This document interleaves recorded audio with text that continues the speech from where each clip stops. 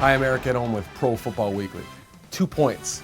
That was the margin of victory for the Saints, Packers, and Falcons at home on Sunday against 3 bad teams. If there's been a theme this early part of the season, it's that there's not much of a difference between the good and the bad clubs. There's also no clear Super Bowl favorite at this point. So while we're not going to knock those favorites for winning their games, we are going to point out that it's way too early to call anybody a favorite at this point. The Saints found a run game without injured running back Pierre Thomas, but they had to rely on 46-year-old kicker John Carney, who was signed earlier in the week. He kicked 3 field goals in the victory, but the Saints had to hold on as Jimmy Clausen nearly rallied the Panthers for their first win. The Packers were coming off a tough Monday night loss, and they figured to bounce back, but the Lions made them work for every point they earned on Sunday. Aaron Rodgers was intercepted twice, and the lack of a Packers run game really hurt.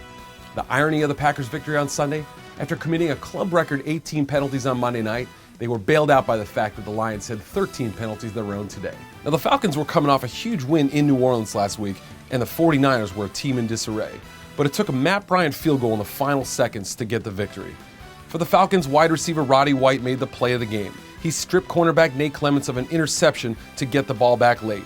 If there's a message that came out of Week 4, it's that favorites should beware. There's not much of a difference right now between the top and the bottom clubs in the NFL. For more news and analysis, go to ProFootballWeekly.com.